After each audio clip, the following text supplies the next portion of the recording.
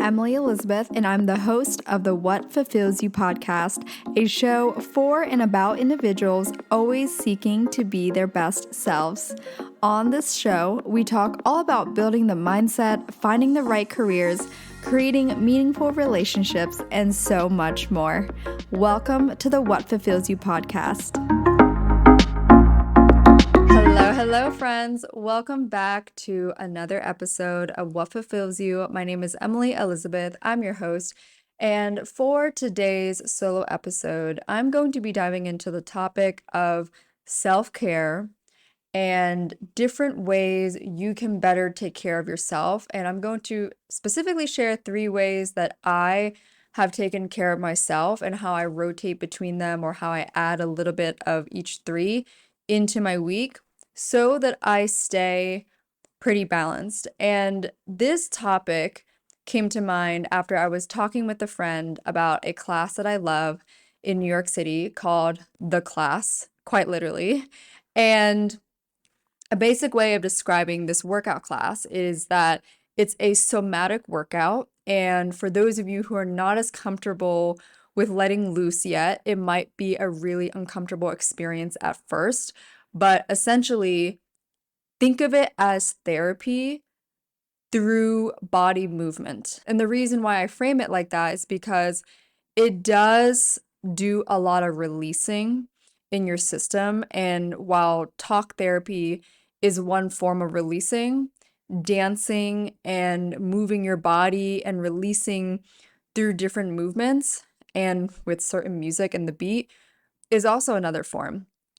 To the point where I know 2 people, one of them I know personally and one of them I've seen in class, where it's not necessarily uncommon for people to have a release where they cry at some point or towards the end of the class because it's like a really big release.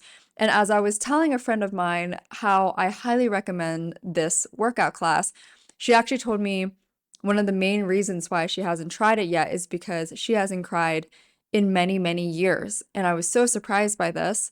And she acknowledged that she would suspect that it would be a very, very big release for her because it is such a somatic workout. And so for that reason, that's something that she wants to kind of like gradually work on herself before she goes and does like a class where she's around other people and that kind of thing. So I totally understand that.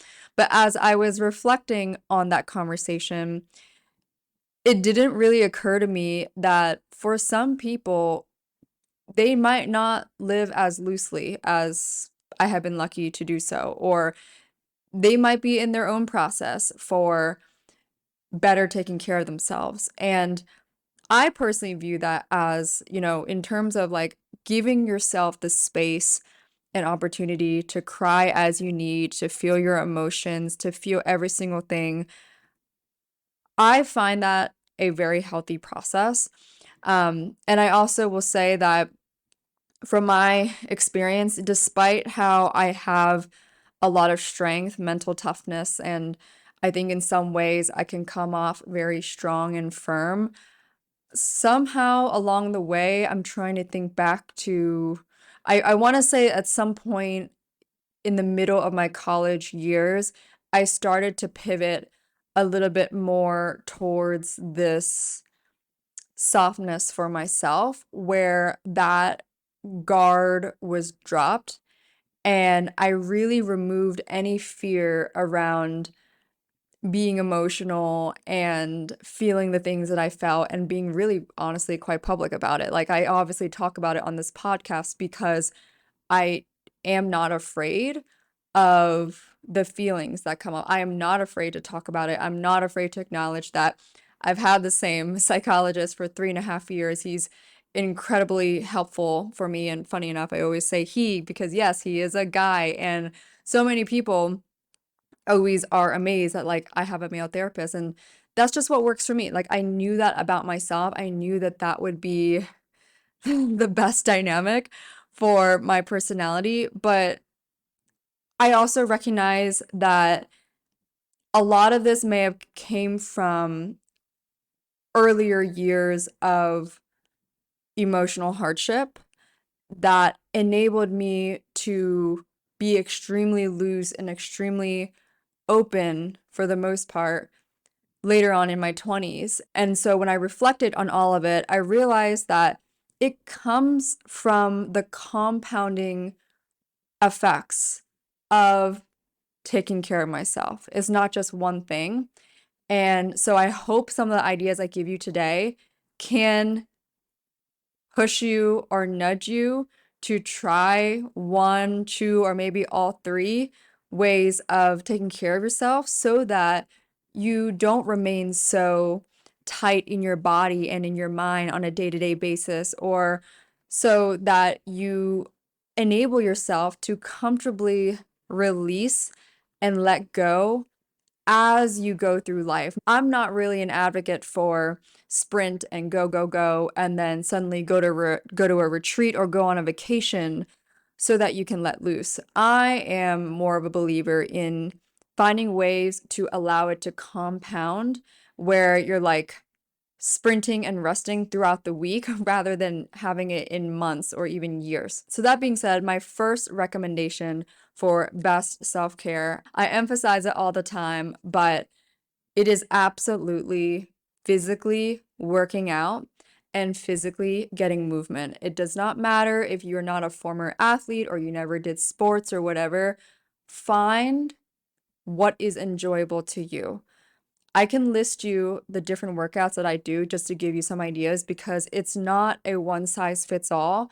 And I actually think the variation is what helps my body stay in shape, but also what helps my body and mind enjoy physically moving. Because trust me, I do not enjoy running 5 miles, but other people do. And I think if that's what you enjoy, that is what you should do. But to each their own. Like for me, I typically organize it where 2 to 3 times a week, I am lifting weights. And when I'm lifting, I am lifting heavy. Heavy where it's hard. It hurts in a good way, but it's hard. And I know that it's not easy. And like I'll give you an example, like when it comes to bicep curls, like I'll typically do somewhere between 15 to 17 pounds. Um, that's what I notice like is best for me. And for lunges, I usually do like two 20-pound dumbbells and sometimes even 25. So just kind of upping the numbers so that I'm feeling the push rather than trying to do more reps with lighter weights. Like I've tried that route before. And trust me when I say I have seen significant more results when I started to lift heavy and also combine that with eating well, which I'll talk about on another topic. But that's one format of my physical movement. And I'll talk about it with my best guy friend too, where without fail, whenever we are in a rough mood or not feeling our best, we always feel better after a workout. So even if it's just a walk, I know I feel at least a little bit better after moving my body because when I am in that state, my mind doesn't ruminate as much about whatever it is that might be bothering me or might be top of mind. And that's obviously great, right? And again, like physically moving your body, like you're physiologically like changing the way you feel. So that's one workout. Secondly, I'll play tennis or just any racket sport, so padel, pickleball. I love all of them, but tennis is usually my main one. That's usually 2 to 3 times a week. Skating, as some of you guys know, I'm a former competitive figure skater, so I'll still do that like once a week. And I'll also usually be on ice, like teaching sometimes as well. So that's part of it. And then other days, it's yoga or just a long walk. Like I truly will dedicate like 1 hour for walking here in New York City. Like I find that very therapeutic. It's also my form of meditation because sometimes I won't go with headphones and I will simply just allow myself to be. And I'm not really trying to think too much. I'm just like walking, I'm just moving.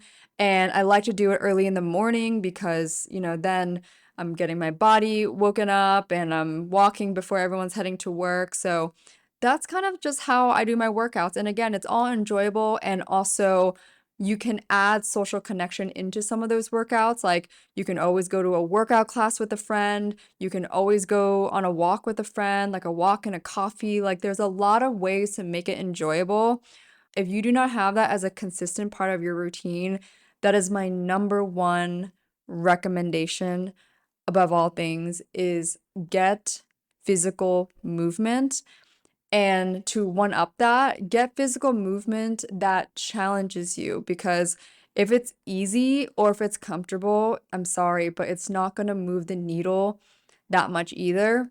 And pro tip, it does help if you can do it with a friend when you know accountability is hard for yourself. Like this morning, I went skating at 7 a.m. I haven't skated that early in a long time, but working out at 7 a.m. is pretty typical for me. But skating wise, it's been a minute.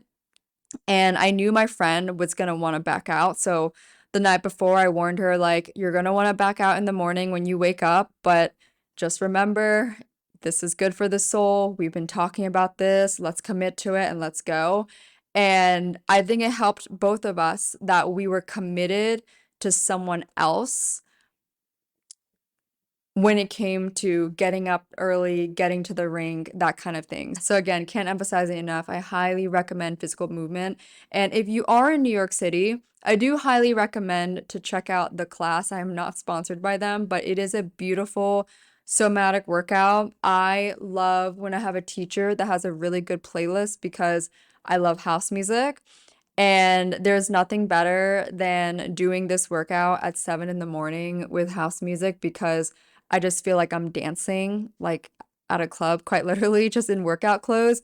And it's very loose. And so I've never had, in that class specifically, I've never had a release where I'm crying. And I was, again, talking about it with my friend too, but that may be in part because I release frequently. Like I allow myself to feel and cry and I probably I don't know how often I cry, but like for example, I remember like a couple years ago when I was navigating a I guess more or less like a breakup. I was grieving that for way too long. And in those several months that I was grieving, I want to say I cried almost every day. Um, it wasn't necessarily necessary because looking back, like it wasn't needed, but all that to say, like I'm also very glad that I never suppressed it. Like I never forced myself to hide it. I never forced myself to not feel it. I just allowed myself to go through the process because there is no shortcut. And funny enough, as I say that, I think of my friend where it's like you can try to avoid it for as long as you can, but at some point that mountain will not go away until you face it head on. So find a way to physically move your body because oftentimes that is one form of you releasing any stress, any anger, any resentment, any emotion that you've been holding in for maybe just too long. That is a great way to physically release it. So, the second major important way that I have found in my self care process is, believe it or not, social connection. And most importantly, connection with meaningful relationships. This is something I've been talking about since my early 20s when I experienced a breakup that quite literally left me feeling extremely lonely on so many fronts. And it was through that experience that I sat with curiosity on why I felt the way I felt, why certain parts of my life started to progress and I still felt the same way. And I started listening to people like Tony Robbins and again started asking a lot of questions to myself, hence the What Fulfills You card game. And I soon enough realized that a very big pillar in a fulfilling life and a life that feels good and healthy is having healthy dynamics with other people and but most importantly having depth within those dynamics. So despite how busy I may be and despite how on the grind I usually am, I really really make it a point to always prioritize social connection with my friends And I am very lucky that throughout the years, I have progressed more into my relationships, and I have a lot of great fundamental friendships with people not only in New York, but honestly around the world, to the point where I'm talking to some people, some of my friends, sometimes more than once a week on the phone. Like maybe I'll be talking to one as they're driving to work, or maybe another because we have a actual, like, since I moved to New York City, my friend and I, we actually scheduled a like catch-up call every 6 weeks in our Google Calendar. And that's been going for almost 5 years now. And that just takes intentionality. That's just called being intentional with time and relationships and who's important to you.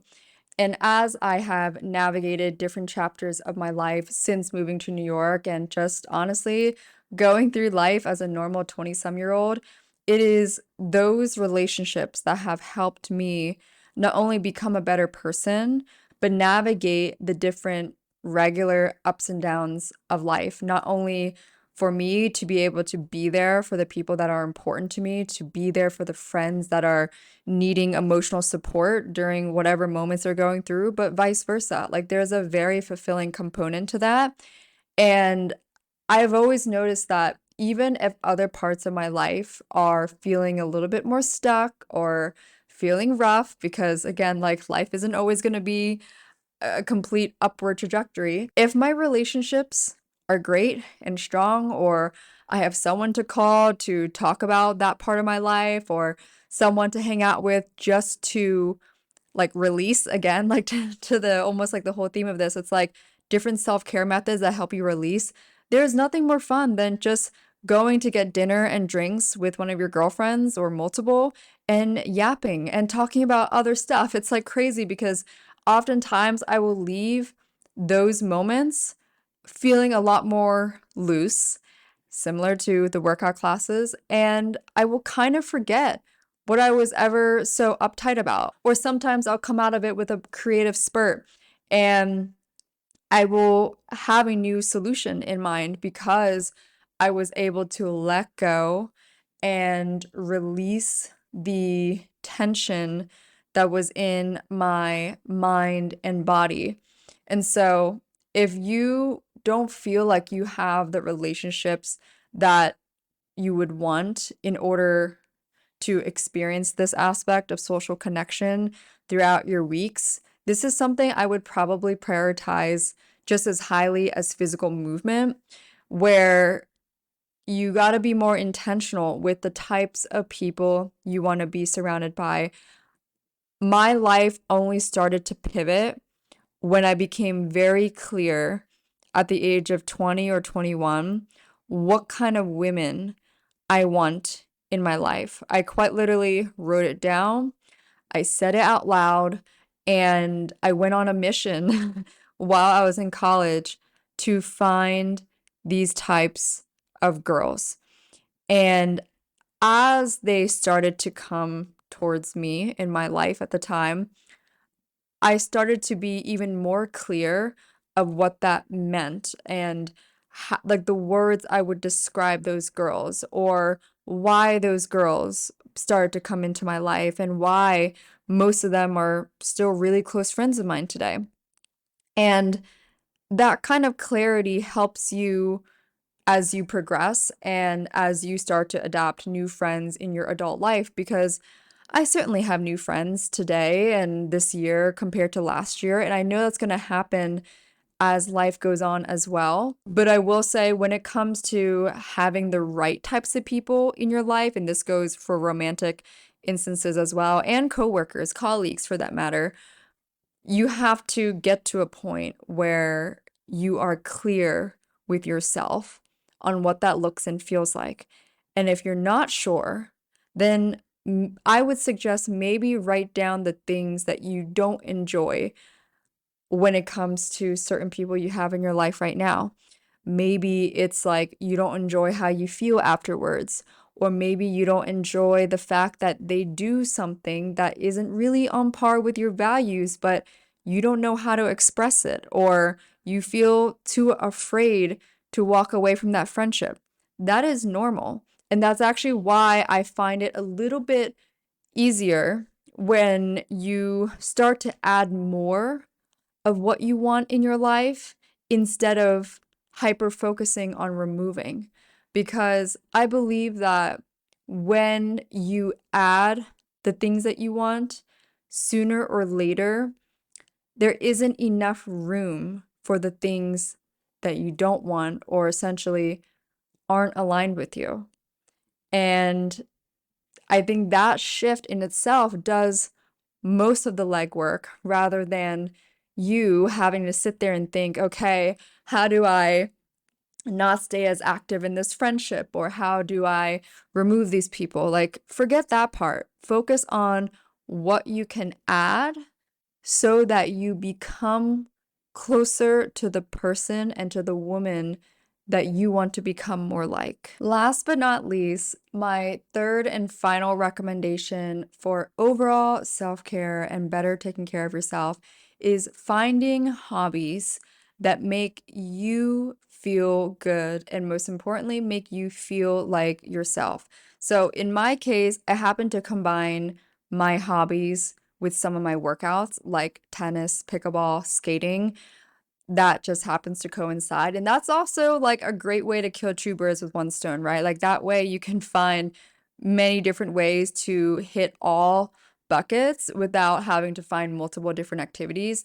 But other basic examples that might not be like a workout that I personally do in my life is playing the piano. That's something I've done as a kid since I was like 7. And so for me, that's really therapeutic. I play some music that might be hard for me and I'm trying to relearn it, or I'll play random, like, I don't know, piano songs that I love and I'll sing to it. And it's just my way of releasing and kind of like my own meditation because I'm not thinking, right? I'm just creating, I'm doing, I'm playing, I'm having fun.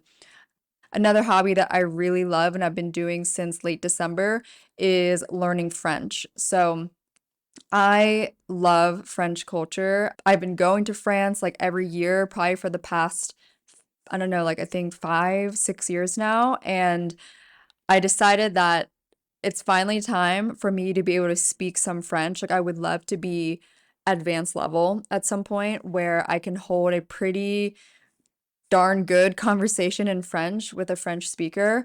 And so I decided, you know what? Why not? I'm going to invest some time and money into learning French and being more active in that. And also, again, another great way for me to potentially meet people with similar interests and who also enjoy French culture or enjoy speaking the language. And another reason why I enjoy that is because it uses another part of my brain that isn't often used because I think learning a language is, depending on your style, it can be difficult, but I think it's a beautiful challenge because you will feel how your brain isn't using that part of your brain when you're learning a language. And I think it really helps keeps your mind sharp. And of course, when you're in class or when you're taking a lesson, you're not going to be ruminating about the bullshit other stuff that you have going on in your life. You are going to be focused on quite literally just learning and playing with words and playing with language and playing with another language that's not your native tongue. So that's another hobby I really enjoy. I think other things you can do is like dancing or painting or pottery, something artistic, anything that you know your inner child was always drawn to. I highly recommend that because as adults, I think so many of us aren't as aware that we're not playing anymore. And we're constantly working, hanging out with friends, watching something on television, scrolling on our phone, rinse and repeat, right? So think about the last time you actually really dedicated some time towards a hobby that you enjoy, something just for you, not something you and your partner do, not something you and your friends do, but something that is just for you because it is your own enjoyment and pleasure. And when you do this, you will realize again how loose you will start to feel. Because even though it doesn't seem that obvious, these are little ways that compound over time in releasing stress, tension, anything that you may be holding on to that might get built up to the point where when you do something like a somatic workout class or something that's meditative or anything that involves releasing emotions, if you don't give yourself the space to release throughout your daily and weekly life, there will come a point where it's just going to all flood later on. And that's kind of like what my friend expressed to me. And that in itself helped me realize how lucky I have been to do these little things that help me release. And I realize like not everyone thinks the way I do. And so that's why I'm sharing this with you guys, because I know how valuable it has been for me. I'm often laughing a lot. I am dancing. I'm crying. I'm expressing in every way that I can. And I think most importantly, I'm grateful that I'm not afraid to. But I also want that for you. And those of you who are listening, I want that for you guys as well. And so I hope this episode was helpful and you had some tangible takeaways and something to think about.